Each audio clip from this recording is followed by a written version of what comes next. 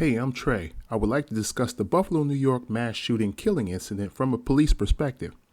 Being a police officer and a detective for 20 years, I feel that some people don't know that they have the ability to save lives in these situations. I promise you, you really do. Cross my heart and hope to... Never mind. I just can't stay seated and not take more of an active role to motivate people to help police round up these killers before they actually strike. Because I'm a really nice guy. I really am. Believe me.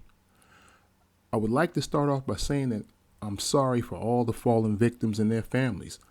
I'm sure that none of them had done anything in their life to deserve their lives being snatched from them at some random supermarket by a child man who probably lives in his mother's basement and steals her panties from the hamper. I don't want to picture that. I really don't. I want to also give my condolences to the slain retired officer's family, in which he bravely stood up against the active shooter by firing his weapon and striking him several times, even though the body armor saved his life. Damn you, body armor. Damn. That brief distraction was enough to allow the authorities to catch up with this savage killer. Take your stinking paws off me, you damn dirty ape. So, if you're ready, let's get started. Tonight, the 18-year-old accused of shooting 13 people in a racially motivated attack at that Buffalo supermarket appearing in court under tight security. For the first time, Peyton Gendron facing some of the families of the 10 killed and 3 injured 5 days ago. Do you understand what today's proceeding is about? Yes. And as he was led out of the courtroom, a victim's relative yelling out. Peyton, you're a coward. The suspect, who pleaded not guilty to an initial charge of first-degree murder, now indicted by a grand jury. With 11 out of the 13 shooting victims Black, authorities are investigating Saturday's rampage at the Tops store as a hate crime and racially motivated violent extremism. How dare you! Victims' relatives sharing their anguish today, among them the mother of Hayward Patterson's son, Jake. His heart is broken. He has sleeps. He has eats. And as a mother, what am I supposed to do? Investigators are combing through the suspect's social media posts, where authorities say he documented his months-long plot to kill as many Black people as possible. The suspect able to collect weapons even after he was investigated by state police nearly a year ago for disturbing comments about murder-suicide around his high school graduation. Neither... Disclaimer. My ideas and opinions about the situation are coming from a completely humble perspective.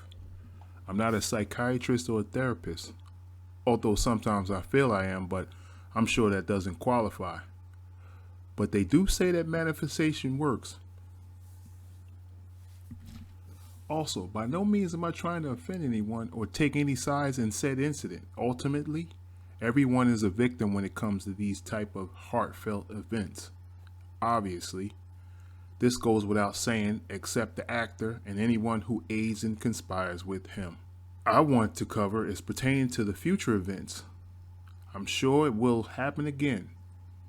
There's a world filled with extremely attractive people whose hearts are filled with darkness and use every negative life experience as a justification to spread their pain and misery on others.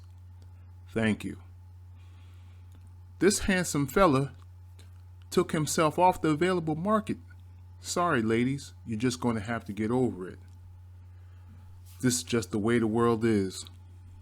The only people we can rely on is ourselves, which is why I want to help others by providing as much information on this channel as I can by evaluating current mass killings like this one on a more regular basis. This hasn't changed anything in regards to the channel. I still plan on doing my stories about serial killers. My plan is to answer your questions about situations you know of or personally may be faced with. As a matter of fact, please leave any experiences you've had with crazy people like this or questions in the comment sections about anything pertaining to it. I'd love to hear the circumstances surrounding the situations and what was done to try to stop them. Now, for all of you following this, if every one of you were to pay close attention to the people that you live with, your neighbors, your co-workers, and also your friends, you might be able to prevent situations like this from ever happening. For instance, you might know someone close to you that might just be down on their luck and might be emotionally burdened. You can show some initiative and talk to them off the ledge, or maybe get some help for them. Now, on the other hand, if they've gone full retard, then you could anonymously notify the authorities, either the local police, state police, or the FBI. They have the capabilities to do research on these people, make sure that they don't have any guns, make sure they're not affiliated with some type of hate group, and also they can monitor them so that if they get to the point where as though they're nearing to make an attack on someone, they can move in before it actually happens. But see, none of this can happen without your help. A lot of people slip through the cracks because no one feels like they want to get involved. They feel like it's not their business. They feel like it's not their place. But you know what? This is our place. This is our country. And this is what we have to deal with on a regular basis moving forward. Unfortunately, there's more guns available in this country than there are people.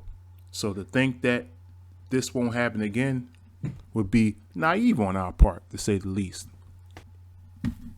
When it comes to these type of serial killers, I'm sure they either told someone what their plans were or displayed that they had the capabilities to follow through with a threat to someone. Instead of doing the right thing, I'm sure that the confidant that knew about this allowed people to die for no reason. Thanks for nothing at all. This theory holds even more true when it comes to serial killers that commit mass killings of people. They want to be infamous, and they want someone to know why they committed these mass killings. They want to feel important. But again, this is based off my humble experience. So please, if you see something, say something. Don't just look the other way and let people die because you didn't want to get involved. Society as a whole has to be held partially accountable for these serial killers, like this psychopath. We can almost guarantee that there'll be more copycat killings like this in the future. If you're interested in learning more and saving lives, then subscribe to this channel. If you have any questions about what you can do to help yourself and others from nuts like this, please leave them in the comment section. I'll respond as soon as possible. As always, God bless and stay safe.